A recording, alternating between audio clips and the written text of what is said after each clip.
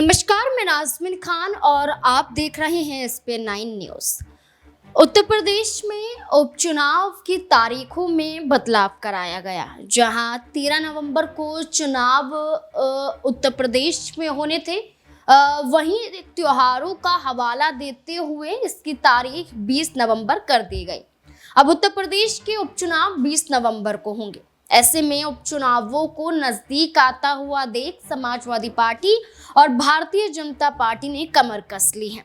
प्रत्याशियों का ऐलान हो चुका है, नामांकन पत्र दाखिल हो चुका है। अब मात्र बाकी है तो प्रचार प्रसार में अपना जी जान लगा देना।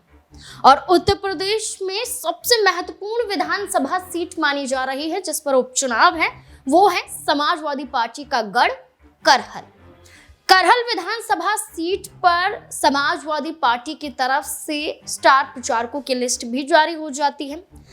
करहल विधानसभा सीट पर पूरा यादव परिवार मैदान में उतर जाता है। तेज प्रताप यादव जो उम्मीदवार हैं समाजवादी पार्टी के, उन्हें जिताने के लिए जहां डिंपल यादव प्रचार प्रसार करते हुए नजर आई, जहां धर्मेंद्र यादव प्रचार प्रसार करते हुए दिखाई दिए, जहां अखिलेश यादव, तो वहीं देखा जाए तो शिवपाल यादव भी प्रचार प्रसार करते हुए नजर आए। इस कड़ी में अब उनके बेटे आदित्य यादव जो बदायूं से समाजवादी पार्टी के सांसद हैं, वो भी प्रचार प्रसार करने पहुंचे करहल विधानसभा सीट पर और दावा करते हुए नजर आए कि मैनपुरी की जो जनता है वो तेज प्रताप यादव को जानती है, उनके साथ है, उनके साथ जुड़ी हुई है और जुड़ी हुई रहेगी। अब मैनपुरी के अंदर करहल विधानसभा सीट है, समाजवादी पार्टी का गढ़ था, रहेगा, ये दावा आदित्य यादव ने कर दिया। किसान, युवा, नौजवान, हर कोई परेशान है भारतीय जनता पार्टी की सरकार से, ये दोगली सरकार से। ये दावा आदित्य यादव ने किया और दावा करते हुए नजर आए कि चुनाव जीतेंगे। जहां समाजवादी पार्टी की जीत का दावा पूरा परिवार कर रहा है, तो वहीं दूसरी तरफ संकेत मिल रहे हैं अपर्णा यादव के जरिए भी। अपर्णा यादव वो चेहरा है जो समाजवादी पार्टी का नहीं बल्कि यादव परिवार का बहू भी है। यादव परिवार की बहू है लेकिन भारतीय जनता पार्टी का हिस्सा है। अब भारतीय जनता पार्टी का हिस्सा होने के नाते वो ऐसे बयान जारी कर रही हैं जो संकेत मिल रहे हैं कि समाजवादी पार्टी में वापसी कर सकती हैं। किस आधार पर बयान है कि अखिलेश यादव समय समय पर आशीर्वाद देते हैं, शिवपाल यादव से यूं ही मुलाकात हो ही जाती है।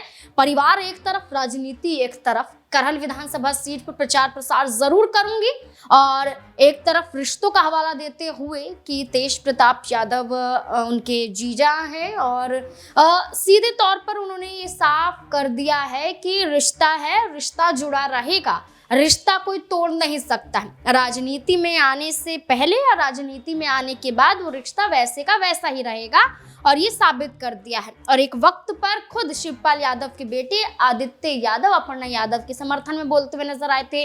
खुद शिवपाल यादव उनके समर्थन में अपना बयान जारी करते हुए लोकसभा चुनाव के मद्देनजर देखे गए थे।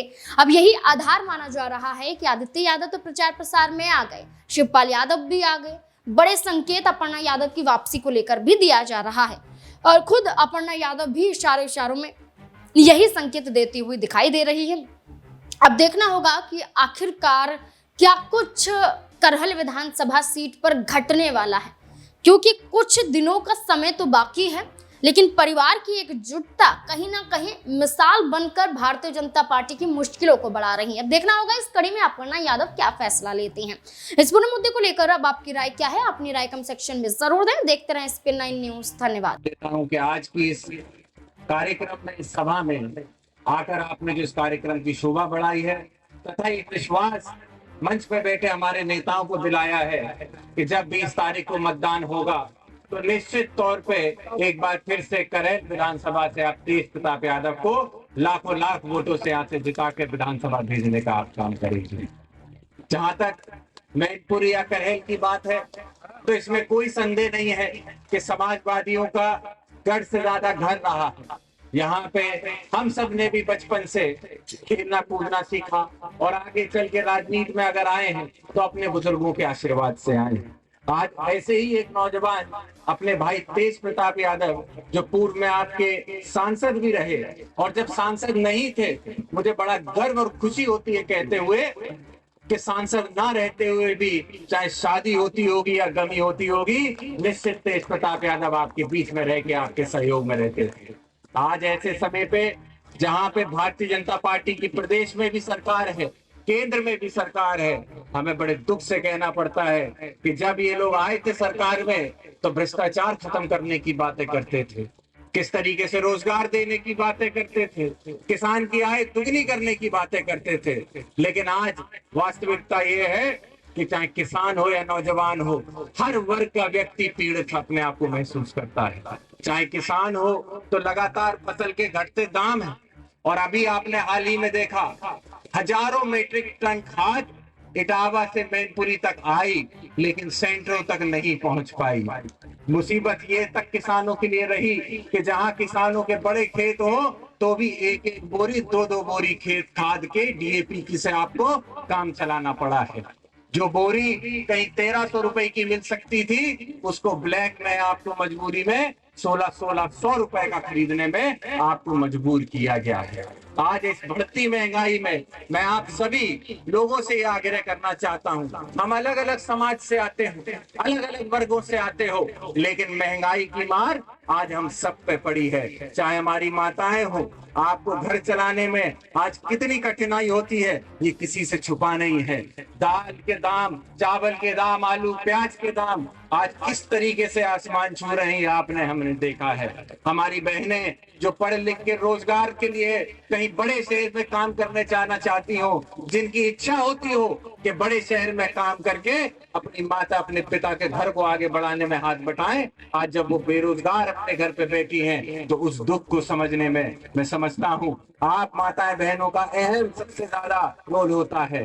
क्योंकि आज जब आप सबका नेतृत्व एक शानदार सांसद के रूप में आदरणीय डिंपल यादव जी कर रही हो, तो उसको सशक्तिकरण करने के लिए मैं आपसे अनुरोध करूंगा, एक एक हमारी माता अपने घर के सभी काम छोड़ के 20 तारीख को सबसे पहले पोलिंग बूथ जाके अपना वोट देने का काम करे और वोट दे के तेज प्रताप यादव जी को जिताने का काम करे।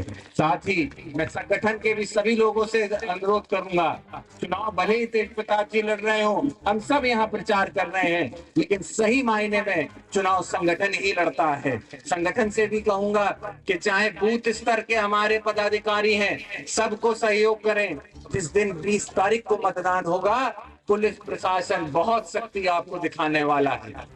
भले ही हमारी लड़ाई भारतीय जनता पार्टी से है, लेकिन जब 20 तारीख को आप वोट डालने जाओगे तब आपको दिखाई देगा कि हमारी लड़ाई भारतीय जनता पार्टी नहीं बल्कि खाकी वर्दी से सीधी लड़ाई होने की तैयारी है। इसीलिए अपने बूथ प्रभारियों से मैं कहूंगा कि अपने बूथ पे आप लोग पूरी तरीके से चौकन्ने रहें, एक एक वोट डलवाने का प्रयास करें, क्योंकि मुझे भरोसा है वोट हमारा है, चाहे किसी भी समाज में चले जाइए, लेकिन उस वोट को पोलिंग बूथ तक पहुंचाने का काम पदाधिकारियों का होता है।